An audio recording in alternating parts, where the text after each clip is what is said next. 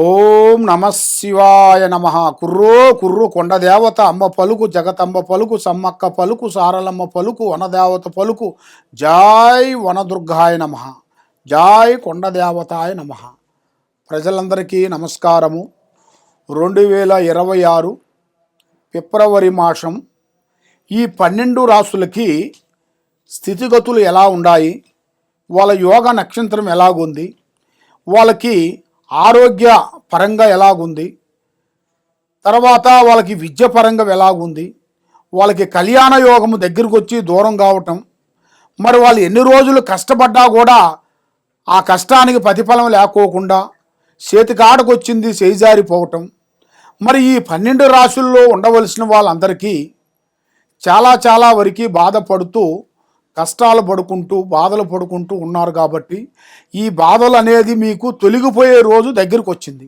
మరి ఈ 12 రాశుల్లో ఉండవలసిన వాళ్ళకి వాళ్ళ జాతక రీత్యా అదృష్ట గడియ, నక్షత్ర గడియ, పూజా బలము ఎప్పటి నుంచి ఎప్పటి వరకు బాగుంటుంది అనేది ఇప్పుడు వాళ్ళ జాతకాన్ని బట్టి, వాళ్ళ స్థితిగతుల్ని బట్టి, ఏ రాశికి ఏ నక్షత్రాన్ని బట్టి ఏమేమి జరుగుతుంది, ఏమేమి జరగబోతుందనేది నేను చెప్పబోతున్నాను.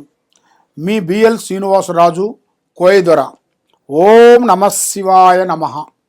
2026 ఫిబ్రవరి మాసం. మరి ఈ ఫిబ్రవరి మాసంలో మెయిన్గా మేషరాశిలో ఉండవలసిన వాళ్ళకి స్థితిగతులు ఎలా ఉన్నాయి, అదృష్ట గడియలు ఎలా ఉన్నాయి అనేది ఇప్పుడు మనం చెప్పబోతున్నాము. కాబట్టి ఈ మేషరాశిలో ఉండవలసిన వాళ్ళకి అదృష్ట యోగం అనేది స్టార్ట్ అయ్యింది. మరి చిన్న వయసు నుంచి చాలా వరకు కష్టపడుకుంటూ కుటుంబ బాధ్యతలన్నీ ఈపి మీద వేసుకొని కుటుంబాన్ని బాధలన్నీ పడుకుంటూ వస్తుంటారు. కానీ వీళ్ళకి ఎక్కువగా ఎదుటి వాళ్ళని ఏదైనా చెప్పినా చేసినా కూడా మనవోళ్ళే అని అనుకుంటారు. కాబట్టి ఎదుటి వాళ్ళని ఎక్కువగా నమ్మకూడదు. ఇప్పుడు వీళ్ళ జాతకములో ఏదైనా ఓపెన్గా మాట్లాడుకోవాలి. బంధుమిత్రుల్లో కానీ స్నేహితుల్లో కానీ ఏ విషయమైనా కానీ యథార్థం అనేది ఓపెన్గా మాట్లాడుకోవాలి. మనసులో ఒకటి బయట ఒకటి ఆ విధంగా మాట్లాడితే చాలా వరకు ఇబ్బందులు కొన్ని ఎదురయ్యే మార్గాలు కూడా కొన్ని కనబడుతున్నాయి. ఎక్కువ ముమ్మాటం ఎక్కువగా ఉంటుంది. కాబట్టి ఏ విషయమైనా సరే కొంత జాగ్రత్తలు కొన్ని తీసుకోవాలి. ఈ మేషరాశి వాళ్ళకి మంచి అదృష్ట యోగం అనేది ఈ నెలలో పెద్ద స్థాయిగా ఎదగాల్సిన యోగం కూడా రాబోతుంది. మరి అదృష్ట గడియ, లక్ష్మీ గడియలు చూసుకుంటే ఈ నెల 16వ తారీఖు నుంచి నూతన పనులు, నూతన కార్యక్రమాలు, అద్భుతమైన విజయాలని సాధించాల్సిన యోగం అనేది ఇలా జాతక యోగంలో చాలా వరకు కనబడుతుంది. మరి ఈ మేషరాశి వాళ్ళు విద్యాపరంగా చూసుకుంటే మంచి విద్య, జనాలలో మంచి ఒక స్పందన, గౌరవం, అభిమానం అనేది సంపాదించుకుంటారు. కానీ వీళ్ళు ఈ నెలలో చేతుకుంటే ఏరే వాళ్ళకి అప్పు కానీ ఇచ్చారనుకోండి మళ్ళీ తిరిగి రావు.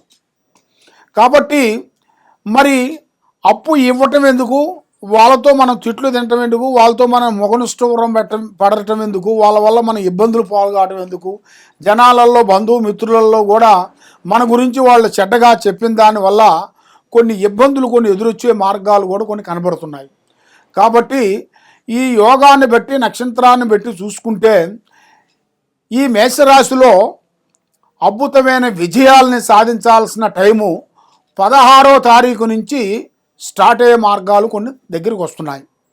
కాబట్టి పెళ్ళిళ్ళు కానీ, ఉద్యోగాలు కానీ, వ్యవసాయం కానీ, వాళ్ళు చేయాల్సిన రాజకీయంలో కానీ కొన్ని మార్పులు కొన్ని రాబోతున్నాయి. కాబట్టి ఎన్నో రోజుల నుంచి రావాల్సిన స్థిరాస్తులు, రావాల్సిన డబ్బులు, రావాల్సిన బంగారము అలాంటిది కూడా చేతికాడకు వచ్చి భంగమైపోయింది. కాబట్టి ఇలా యోగ నక్షత్రాన్ని బట్టి చూసుకుంటే ఏ కార్యక్రమైనా కానీ, ఏ పని అయినా కానీ ఏదో ఒక సమస్యతో కొంచెం సతమతం అయిపోతుంటారు.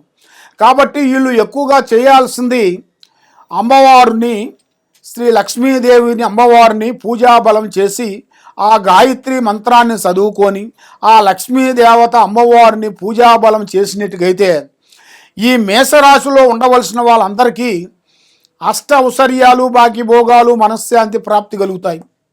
కాబట్టి వీళ్ళకొండ విషయం ఏమిటంటే కొద్దిగా జాగ్రత్త పడుకోకుండా అందరూ మనవాళ్ళు అనుకొని మూవ్ అవుతుంటారు. ఆ మూవ్ అయిన దానిగా నుంచి కొంత లేనిపోయిన సమస్యలు కొన్ని రాబోతుంటాయి.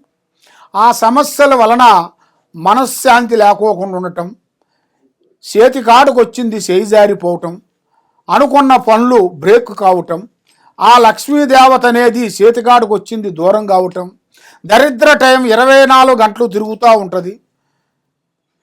అదృష్ట టైం ఒక గంటలోనే మనకి ఎదురవుతుంటుంది. మరి ఆ గంటలోనే మనం తెలుసుకొని కొన్ని జాగ్రత్తలు కొన్ని పన్నిటికైతే మీ జాతకానాన్ని బట్టి మీ యోగాన్ని బట్టి మీకు జయప్రదం కలుగుతుంది. కాబట్టి మీరు చేయాల్సిన పూజాబలం శ్రీ లక్ష్మీదేవిని అమ్మవారిని పూజాబలం చేయండి. శ్రీ గాయత్రి నామకం అనేది ఆమె మంత్రాన్ని మీరు జపించండి. కాబట్టి ఇలాగా 9 శుక్రవారాల పాటు మీరు ఆ లక్ష్మీదేవతని పూజాబలం చేసినట్టుకైతే మీ మీద ఉండాల్సిన దరిద్ర దోష నివారణ, గ్రహదోష నివారణ, ఆ అష్టలక్ష్మి మీకు అష్ట ఔశ్వర్యాలతో భాగ్యభోగాలతో మనశ్శాంతిని మీకు కలగజేస్తుంది.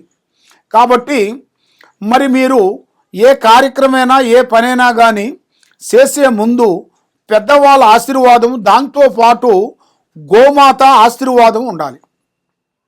గోమాత ఆశీర్వాదం అంటే మనకి గోమాత దగ్గరికి వెళ్ళి గోశాల దగ్గరికి వెళ్ళి ఆ గోశాలలో అది తినాల్సిన పదార్థంతో తర్వాత అక్కడ కొన్ని వస్తువులు కొన్ని అమ్ముతారు. ఆ వస్తువులు కొన్ని కొనుక్కొని దాంట్లో ఒక 5 అరటి పండ్లు తీసుకొని ఆ గోమాతకు మీరు తినిపించినట్టుకైతే మీకు అష్ట ఔశ్వర్యాలు భాగ్యభోగాలు మనశ్శాంతి అనేది ప్రాప్తి కలుగుతాయి. ఫస్ట్ ఈ పూజా కార్యక్రమం చేసిన తర్వాతే లక్ష్మీ పూజ కానీ మళ్ళీ మీరు ఏదన్నా గుళ్ళకు కానీ ఏదన్నా పూజలకు కానీ ఏదన్నా వ్రతాలు కానీ చేసుకోవాలనుకుంటే ముందు ఈ పూజా బలాన్ని ఈ గోమాత పూజా బలం చేసినట్టుకైతే మీకు ఆ భగవంతుడు దయ వల్ల విజయవంతమయ్యే మార్గాలు కూడా చాలా వరకు కనబడుతున్నాయి. కాబట్టి ఎక్కడెక్కడో వెళ్ళి జ్యోతిష్యం చెప్పించుకొని నిరాశ చెంది ఉన్నారు. కాబట్టి తప్పకుండా ఈ కింద ఉండాల్సిన నెంబర్కి 9399922254 ఈ నెంబర్కి మీరు ఒక్కసారి మీరు ఫోన్ చేసినట్టుకైతే మీ ఇంట్లో ఏముంది, మీ పిల్లల మీద ఏముంది, మీరు చేసే ఆఫీసులో ఏముంది, మరి ఎందుకు మీకు ఇలాగా సమస్యలు కొన్ని ఎదురవుతున్నాయి, మరి ఎన్నో రోజుల నుంచి మీరు కష్టపడ్డా దానికి ప్రతిఫలం లేకోకుండా చేతికాడుకు వచ్చింది నోటికి అందుకోకుండా పోతుంది. కాబట్టి మరి ఆ సమస్యను బట్టి ఎలా ఉంది, ఎలా నడుస్తుంది అనేది మీ పేరులో జాతక చక్ర గణితం వేసి చూసి చెప్పగలుగుతాం. సర్వో జనా సుఖినో భవంతు. ఓం నమః శివాయ నమః.